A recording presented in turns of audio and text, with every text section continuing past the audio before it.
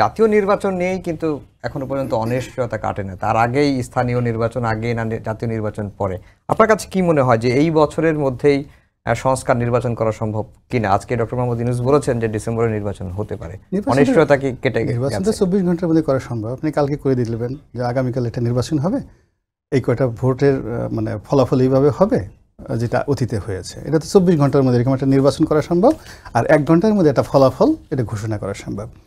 কিন্তু অংশগ্রহণমূলক, তারপরে শেষে ট্রান্সপারেন্ট যেটাকে বলা হয়, স্বচ্ছতা, তারপর গ্রহণযোগ্যতা এবং সারা দুনিয়ার নিকট সমাদৃত এরকম একটা নির্বাচন করার জন্য যে প্রতিবেশ দরকার, এরকম পরিবেশ যদি 1000টা আপনি কারণ ধরেন, যে 1000টা কারণ হলে এরকম একটা সুন্দর ইলেকশন হবে, তার একটা সিঙ্গেল কারণ এখন উপস্থিত নেই।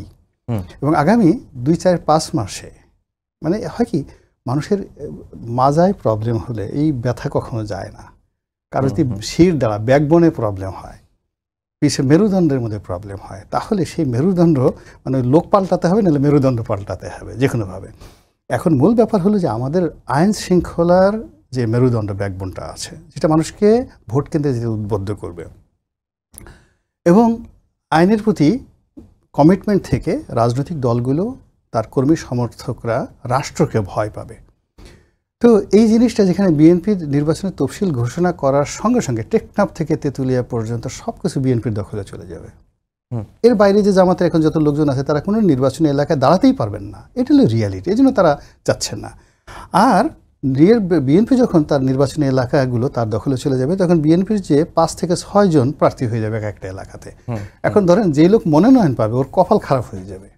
হ্যাঁ, সেইটা গিয়ে সে মনোনয়নকে চিবাই খাবে না, সেটা নিয়ে সে দলীয় নেতৃবৃন্দের সঙ্গে কথাবার্তা বলবে। এবং এই যে এখানে দেখেন, আইন শৃঙ্খলা না থাকলে যারা ওই মনোনয়নপত্র ইস্যু করেছে, সিগনেচার করেছে, তাদের জীবন হুমকির মুখে পড়ে যাবে। এই হলো অবস্থা। তো সেখানে একটা নির্বাচন নিয়ে যারা আশাবাদী, তারপর শেষে যারা স্বপ্ন দেখছে সরকার গঠনের, আমার কাছে মনে হচ্ছে এগুলো করার আগে সবার আগে আইন শৃঙ্খলার যে বিষয়টি আছে এটা সম্মিলিতভাবে মনোযোগ হয়ে এটা মানে যাকে বলা হয় এটাকে আগে স্ট্যাবল আগে জায়গায় আনতে হবে, যেন আমরা বিশ্বাস করতে পারি যে আমাদের দেশের ল অ্যান্ড অর্ডার সিচুয়েশন আসে। এখন অনেক বড় বড় মানুষ ভয় পাচ্ছে, মবের ভয় পাচ্ছে, যে মানুষগুলো গত 50 বছরে এই সমাজে বুক ফুলিয়ে চলেছে, কখনো তাদের ভয় ছিল না। সে চিন্তা করে মাই গড, সন্ধ্যার পর যদি বাসায় এসে বলে যাই বেটা তুই তো আওয়ামী লীগের করতি, বা আওয়ামী লীগের অমুক নেতা তোর বাসায় আছে, একটু চেক ঠেক করবো, এই ভয়ে বিএনপির অনেক নেতার মেজাজ খারাপ হয়ে গেছে। মানে টোটাল এই বাস্তবতা। এখন এখানে ডিসেম্বরের যে নির্বাচন যা কিছু আছে, কেননা এগুলো হতে পারে, কালকেও হতে পারে। ডিসেম্বরের আগে যে বিএনপি তো প্রথমে দাবি করেছিল যে আগস্ট মাসের 5 তারিখে 2025 আগস্ট মাসের 5 তারিখে, হ্যাঁ হতে পারে, এখনও যথেষ্ট সময় আছে। কিন্তু ওটা জাস্ট একটা ইলেকশন গেমিং হবে। আমিডামি 24-এর যে নির্বাচন, সেটার একটা একেবারে এআই ভার্সন হবে। ওটা তো ছিল ম্যানুয়াল ভার্সন, এখন এটা আর্টিফিশিয়াল ইন্টেলিজেন্স ভার্সন হবে সেটা।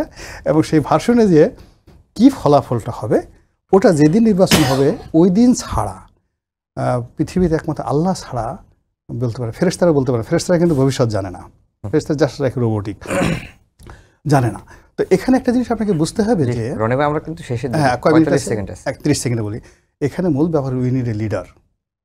যে নেতা দেশ চালাবে, যে নেতা জাতিকে চালাবে, এই লিডারশিপ কোয়ালিটি না থাকলে জাতির উন্নয়ন হবে না। নেপোলিয়ন বোনাপার্টকে আমি যে লিখতেছিলাম, প্রথমে ব্রিটিশরা ধরে নিয়ে এলবা দ্বীপে বন্দি করে ফেললো এবং সমস্ত ফ্রান্স থেকে শুরু করে তার সমস্ত রাজ্য দখল করে ফেললো। সে এলবা দ্বীপ থেকে একা পালায় আসলো, এসে তাকে গ্রেপ্তার করার জন্য পুরো এক ডিভিশন সৈন্য দাঁড়িয়ে আছে ফ্রেঞ্চ আর্মি, যারা ব্রিটিশদের মদতপুষ্ট। সে শুধু ধমক দিল যে আমি তোমাদের এম্পারোয়ার, সম্রাট, অস্ত্র ফেলে দাও। সঙ্গে সঙ্গে সবাই অস্ত্র ফেলে দিল এবং স্যালুট করলো, এবং ওখান থেকে এক ডিভিশন সৈন্য নিয়ে যুদ্ধ করলো এবং 2 বছর পরে ইউরোপকে জ্বালাই ফেলছে। অর্থাৎ এইরকম লিডারশিপ লাগবে, ম্যাগনেটিক লিডারশিপ লাগবে। ম্যাগনেটিক লিডারশিপ লাগবে, এটাই হচ্ছে শেষ কথা রনি ভাই।